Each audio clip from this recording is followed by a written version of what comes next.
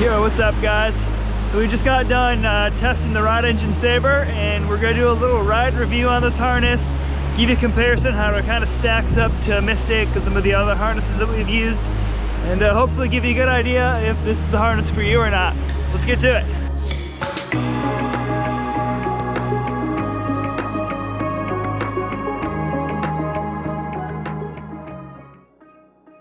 So I'm back at my house, and I've got some of the harnesses here, and we're gonna run through the rod engine Saber, and I actually think I'm gonna do a comparison. So we're gonna compare the Saber to the Mystic Stealth.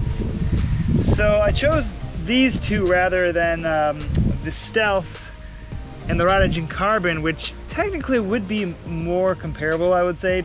But I've got more time on these two harnesses right now, and they both have that torsional flex. So we'll start with these two, and then when I get out on the Carbon Elite, we'll do a real review on that as well. And this is really more of a review of the rod engine Saber, but I think just to give you some perspective on where the harness is and what you're gonna get, it's kind of easier just to do more of a comparison.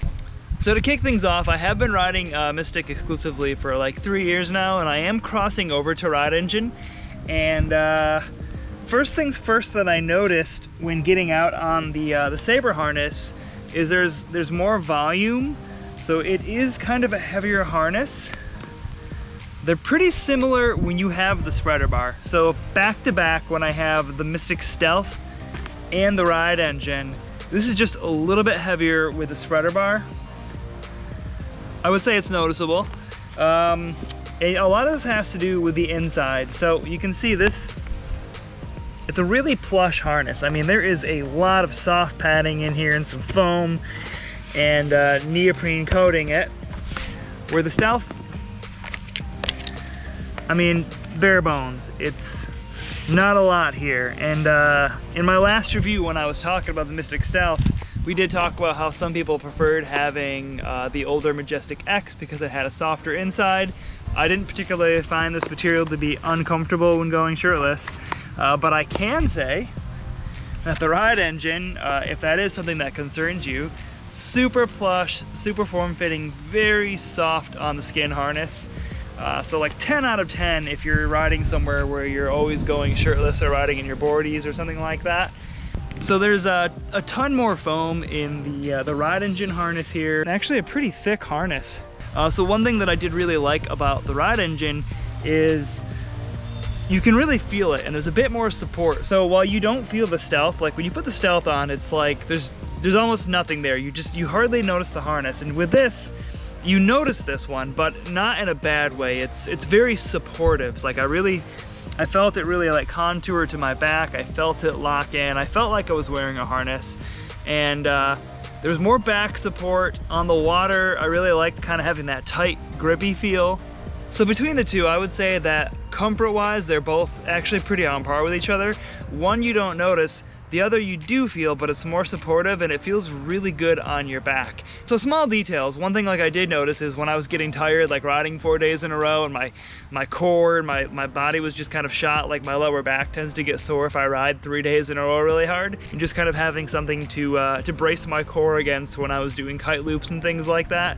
Almost like a weightlifting belt. I can really feel the support from this harness. So that was a plus for the rod engine. Is while I could feel it more, it was heavier, it was more supportive on my back and on my body when I needed it. So with the spreader bars here, the Unity, it's a lot more streamlined. You can see it's a really thin, narrow, good-looking spreader bar. With the Stealth spreader bar, it's a bit wider, kind of has a more traditional look. And functionality-wise, they're on par with each other. So while this one is wider, as long as you're wearing them correctly and you have them latched down correctly, neither one of these will rotate because of the wings. And these wings are a bit more rigid. So while the Mystic Stealth does have the wider wings, there's a bit more rigidity to these wings. So side by side, just checking out the spreader bars here, the rod engine is a bit more streamlined. You have the double cleat system. The wings, they're pretty similar. The Mystic's a bit wider, but the rod engine, it's a bit more rigidity to the wing, and it goes all the way across with that rigidity in it, and you can really feel like that solid locked-in connection into the Unity, the ladder lock. And one thing that I do really like about the Unity is like the precision that you can get with locking in it exactly where you want it. So with a number system here, you can really get it like a perfect fit, a lot of customization. So the one thing that does separate Rod Engine now is, while they do have the wings, which is super similar to the Stealth bar, and they also have this entry system, which is super similar. They have it on both sides that I really like. And you can really get a perfect fit with this just by adjusting it on the ladder lock, moving this, sliding it. It's a lot like a snowboard binding, which is really cool. And you can kind of see like how easy it is. I'll show that clip I filmed last week where I was adjusting it. You can see how easy it is to get like a perfect fit with this and really adjust it. Now, back to back with the Stealth, when we're looking at the spreader bars, you can actually see they're pretty similar. So the Rod Engine, it's thinner, it's more streamlined. You got the double entry system. They both have wings. So the Stealth, it is wider, but the Rod Engine, it's more rigid, and the wing has rigidity that goes all the way through. So this runs all the way through. So they did kind of even out as far as like performance with it not flipping up. Actually, look pretty similar here. They both have the wing, they both have this entry system. Now with Rod Engine, you can do this on both sides, and no webbing because you are doing the ladder lock. So I'm gonna get nitpicky here, and I don't normally review harnesses. I'm usually pretty surface level, so I'm going to be digging for details. One thing I would say is I think the Rod Engine could maybe have, to give them a con, could have maybe larger handles. So these do take a bit of pressure to open and close, which is a good thing because you know your harness isn't going to come off on the water, but it does take a little extra effort to close that one. I would say it's a bit easier to open and close the larger one on the Mystic. Other things I would say is these wings are just a little bit bigger. So on the Stealth, it's a bit wider of a wing, and this doesn't impact this rolling up at all unless you have it loose, which obviously if you're riding a harness like this with a loose spreader bar, you're doing it wrong. These things are supposed to be really tight. So if you're not totally tight on the Rod Engine, you don't have like a lot of forgiveness because the wing is a bit smaller, but when you have it secure, it's locked around your waist, which is really easy to do because you have this double cleat here. When you lock it in, like it's rock solid on the body, super comfortable. So one thing that I really like about both of these harnesses is they have torsional flex. So when you're moving at the waist, when you're doing tricks, when you're going for grabs, and just riding and walking around the beach in general, they have that give on that torsional axis right where you would want it when you're loading, when you're bending over, when you're reaching, when you're trying to move in different ways. Having something really, really rigid, for some people is really comfortable, but for me personally, I like having that little bit of give that you get right here with both of these harnesses. And if you watched my last review on the Mystic harnesses, I did mention that it's a mistake to use metal on the harness because you can scrape it up a bit. So obviously I learned my lesson with the Rod Engine. I now have a little knot here. I'm using a rope on my leash so I'm not scraping up the back plate.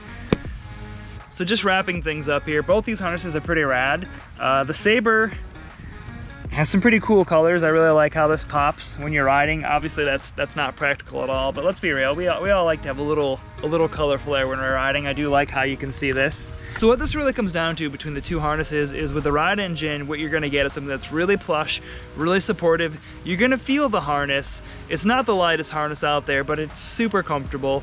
The Stealth, you don't feel it at all, which is incredible in my opinion. It's super light, so if you want the lightest harness possible, something that you're not gonna notice you're wearing it, with the exception, obviously, like if you're going shirtless, you do have a bit more kind of a rubbery material in here, not as plush on the body. Like I said, I never found it uncomfortable, but that was one thing to consider, is the Rod Engine is going to be softer on the skin, and that's pretty much it. They both, functionality wise, They both work, and it really comes down to your body shape. So that's something else, is if you have the opportunity to try one on, I highly recommend going to your local shop, trying one on. If you have a friend who has one on the beach, try it on, because when it comes to harnesses, it might be the best harness in the world, but if it's a bad fit for you, then it's not the right harness. And I think that's part of why Rod Engine has 3 different fits this year, where they have the carbon with the no flex, the Saber with torsional flex, and then they have their soft shell momentum but with their lumbar lock. So whatever category you fit in, you really have that option. And I will get out there and I will try the Rod Engine carbon, which is probably closer to the Stealth as far as being like completely hard shell, carbon fiber back, all that good stuff. So we'll do a review on that as well. I hope you guys enjoyed this. I'm not really used to reviewing things like beyond kites and boards and things like that, so let me know what I missed. Let me know what you want to hear about the harnesses. If you have any questions or any feedback for how to make these kind of reviews better, let me know and I'll do my best to get more in depth with like these kind of like little soft good products and things like that. So if you guys found this video useful, please help me out and give it a thumbs up and hit that subscribe button, and I'll catch you next time.